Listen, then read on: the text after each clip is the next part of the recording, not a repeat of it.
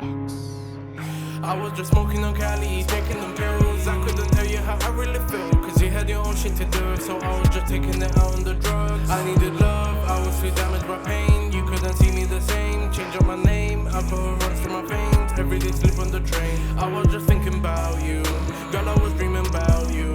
I have to deal without you. Don't know how to feel about Okay, you. so thank you for inviting me down here to talk about your album. Thanks for coming. Yeah, so Damaged.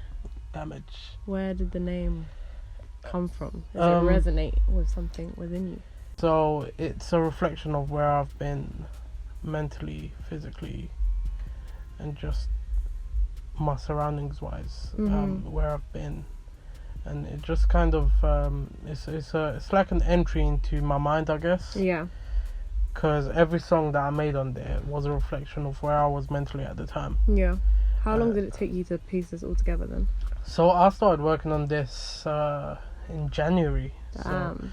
It's been about a whole year. So and it would have come out earlier, but I'm very much a perfectionist when it comes to these kind of things. And because it's my first project, I thought, you know what, I can't be hit and miss with this. Mm-hmm. And even with like the fact that there's an interlude on there and everything, it's kind of like my masterpiece, I guess. Yeah. So you had to spend time with baby. yeah. I go by the name of Substance. I'm a producer, artist, engineer. I pretty much do it all. I'm working with Lux for a little while now, about 3 years or so. You know, when we make music, we make something special every time. On the album, I co-produced Paranoid and Fell Out of Love. So make sure to check for those tracks. And yeah, you know, just come through with all types of vibes, that dark shit, you know, that wavy shit. That's just what we do whenever we come together, man. Simple as. So how did I meet Lux? I met Lux at Spotlight Youth Club, and it's mad because he's just one of them artists where you know that he's got something there, and the fact that he produced as well on top of everything just kind of piqued my interest, and especially his air production. He's listened to a lot of music from like back in my day, and he's very versed in lots of different styles of music too, so it's going to be interesting to hear like the final product. But other than that, yeah, it's going to be interesting. The album cover or EP cover. Yeah. What? It's all pictures of you when you were younger. What did that mean? And also the green. That really intrigued me. The green. Yeah. What does it all kind of... Why did you choose all of this type of stuff? So the baby photos are just a reflection of the fact that I'm not where I was when I was younger. Yeah. Like my whole environment has changed. Where I grew up, I'm not there anymore. Mm-hmm. The people that were around me when I was younger, they're not there anymore. Mm-hmm. Everything's changed. Yeah. And in a sense, I'm much more damaged than I was when I was a child. Like everyone when they're a kid, like everything's innocent, mad innocent. Everybody's happy. Like it's not the same anymore. I'm 19 years old now, and most of the photos are from when I was like between 1 and 3, I think. Yeah. So it's just a reflection of the fact that I'm not where I was before, and I'm much more damaged in a sense. Yeah. Yeah. And the green? What is the green? The green is kind of like when me and the designer were going through like ideas. Mm-hmm. I was like, I definitely want to incorporate the baby photos, but I also want like the color theme to be something that kind of shows like that's kind of like an oxymoron, I guess. Yeah. Because you see damage, when you think of the word damage, what color comes to your mind? Black. Or... Black or red or something like that, innit? But I wanted something that kind of showed the fact that I've got a nut loose. Everyone knows I've got a nut loose in there, you get me? So like the green kind of screams evil. So like it's just kind of like a a journey from going from like damage to like where you're at mentally when you become damaged, which is kind of like evil, I guess. So would you say you're evil? I feel like I've got a good heart, but I've also got an evil side as well to me as well. Yeah. And who do you think is at the receiving end of that evil side, would you say? Ops. No, I'm playing. I think anybody who gets on my bad side. And is so that really, it could be ops. Yeah. To be fair, like when I say ops, it's people who wanted to see me fall. Yeah. This year's been crazy. While I've been working on this project, so many things have happened to me in my personal life. Yeah. Where people who I thought were close to me and people who I thought had love for me, they turn around and stab me in my back. So Yeah. you know, it's all that's also incorporated into a title. Like Yeah. that, nothing is as good as you feel like it is. Mm-hmm. Something's gonna happen, and I know it's a bit of a pessimistic way to think, but you know what? We're in this type of world. Everything's Exactly. cold, fam. This is a cold world. Exactly. So yeah, I think that's So that incorporation of evil and damage, is it Yeah. reflected in all the songs, or is it kind of a, when you're listening to the album, do you expect to be taken on a journey, or is it just straight damage, evil, or is it kind of a reflection of, as you said, the album cover, you before when it wasn't so bad, and then a journey to you now type of thing? I mean, the music on this album is like really dark. Like I wouldn't say like it's mad emo music, but it's like it's a reflection of where I'm at. So I'm in like a dark place, I guess, but I'm kind of picking up my pace and kind of like sorting everything out now. And this project was definitely one of them things that kind of Helped you almost? yeah, kind of, it was therapeutic, and I Yeah. didn't want to drop this. Like it's mad. Like this project should have been out earlier, like in the year. I think it was also the fact that, like, because it was such a therapeutic process for me, I didn't want to let go of it. It was like my baby. Like, Yeah. You get me? For listeners, what would you want them to keep in mind when they're listening to the music? I think go into this project with an open mind. It's definitely a reflection of me, who I am as a person, because I don't really tell people a lot about me. Yeah. Obviously I wear the mask. There's no information that you can find out about me. Like I'm a very closed off person, but with this, you got to go into the project with an open mind, just because it's such a keyhole to look through, I guess, into my mind and my heart. So yeah, definitely go into it with an open mind. Yeah. Did you want it to almost help other people in a sense? Yeah, because I feel like with the music I'm making, it's very emotional, and I feel like a lot of guys, and there's a lot of music where guys will definitely relate to this, and girls as well. But I feel like with guys, they're so closed off. Like men are expected to, men are expected to kind of close themselves off and not talk about anything. But I'm a testament to the fact that you need to like open up. Yeah. Like on the interlude, you'll hear something, you'll hear a conversation or a voicemail that I left for a friend, where I went through a bit of a like a separation from someone, and the terms of that separation were a bit crazy. So I open up in that voicemail, and you can definitely hear that, and that's on the interlude. There's a lot of music where I'll open up in this. So what you'd want for your listeners to take from this is that it is okay to feel it's okay to cry out for help. It's okay to feel a certain way. I get it. Like, you gotta have your chin up. You're from London. Anybody who's from London knows that you just gotta keep your head up, fam. Yeah. Like, there's so much shit going on in our city and in this world as well. Like, I've got listeners from around the world as well. Like, there's so much shit going on, but you gotta understand that you're the most important person in the end. Where do you think you want to take this album, or where do you want it to take you? What would you? Is it an album or an EP? I'll call it an album. Yeah. But I don't want to call it my debut album. Yeah. And we'll go into that later. Okay, cool. Because, where would you want this to take you, this album? In what sense? In a sense of, once you release this, how do you want people to react to it? And where do you kind of see it taking you in terms of your success? Ideally. I think I definitely want to be seen as the hook guy. I feel like I'll make really good hooks. Yeah. I want to be the hook guy, so if anybody wants a feature, you know who to call.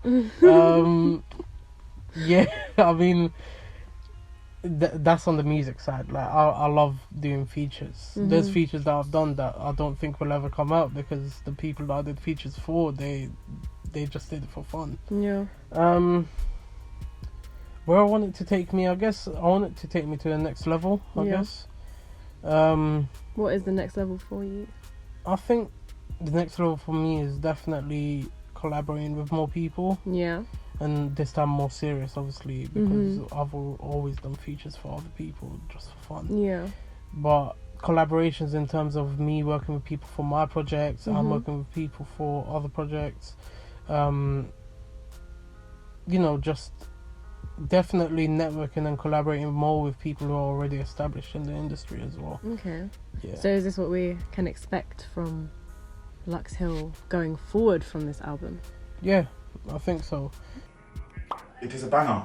Not that, wait, you ain't even got to say it. I know it's a banger. Listen, my name's Mr. Roach, and I'm one of the East London's finest. And I just want to say that for the last 3 years, I've had the pleasure of working with Mr. Lux Hill, and the game better be ready for Mr. Lux Hill, yeah, because I'm not gonna lie, the production, the vocals, the harmonies, the lyrics.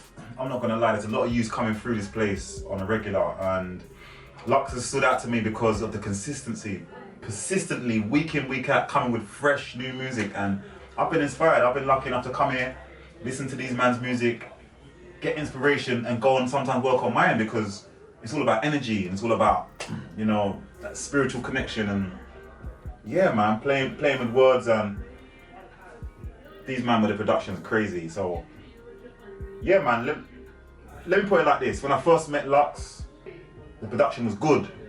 Now when I come in and hear the production is it's like 10 times. The progression has been crazy, literally. Every month I'd come in, I'd hear him playing with the beats in different ways, you know. I'd hear him vocal in different ways, trying to figure out new ways to vocals. Literally, I've watched this artist grow, and I'm very proud to have been a part of that journey in whatever way I have been, you know.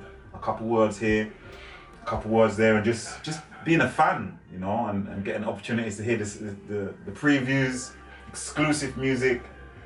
And yeah, man, I'm looking forward to the future for Lux, man. Big up Lux, big up all the teams supporting Lux, big up all the fans.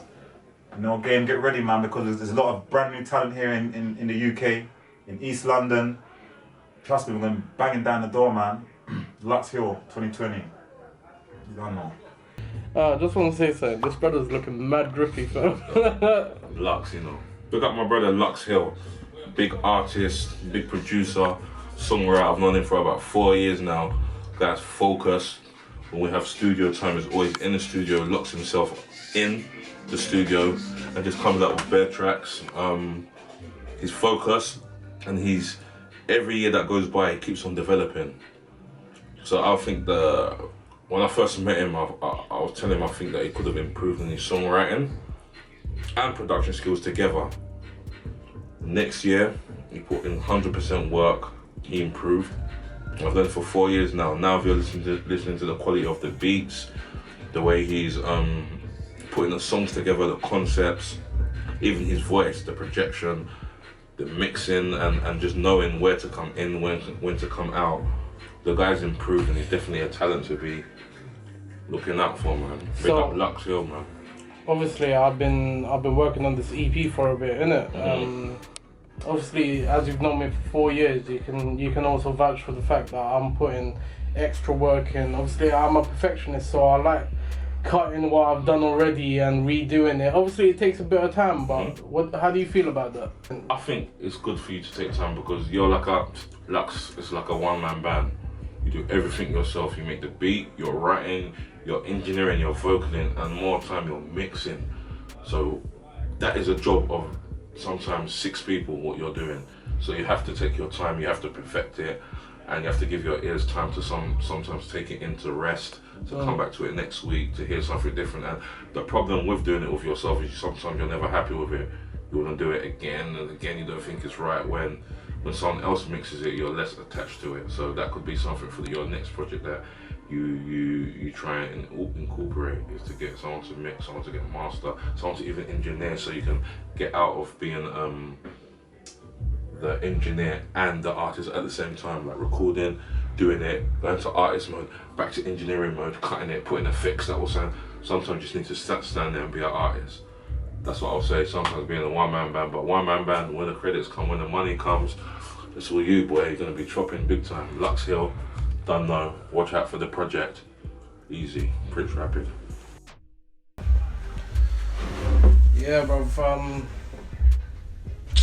Man actually turned on the lights for once, fam. Yeah, man, I just want to say a little bit about Spotlight, man. I've been coming to this place for coming up to 6 years now, bro, if we're really counting. I've been working on myself as an artist for years now, bro. For like, man's really put in the work and man's grafted, innit? And obviously you've heard the music that's come out of this year, and it's come from me being able to use this place free of charge, fam. And basically, man, just trying to give back to the youth as well, man, because I'm a youth myself, bro, but I'm older than a lot of people that come here as well, innit? So I've just been coming here for years and working on the graft, and obviously man's gotten support from certain brothers that work here, that come here.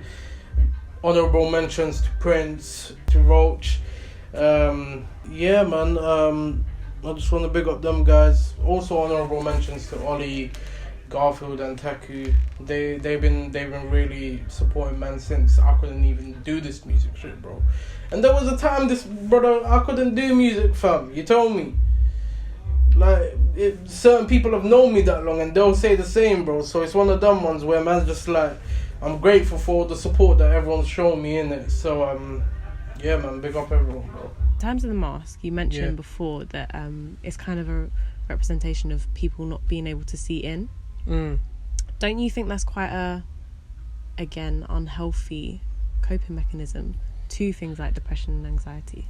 Because you need to be able, I feel like the message you should be sending with your image is that you need to be open, whereas your image is quite closed off, whereas the album is quite open.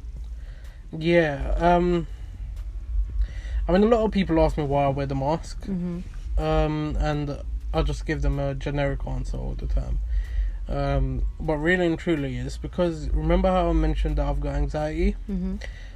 I've got like a form of social anxiety, I guess, where I don't like being around people that I don't know. Yeah. And obviously, being an artist,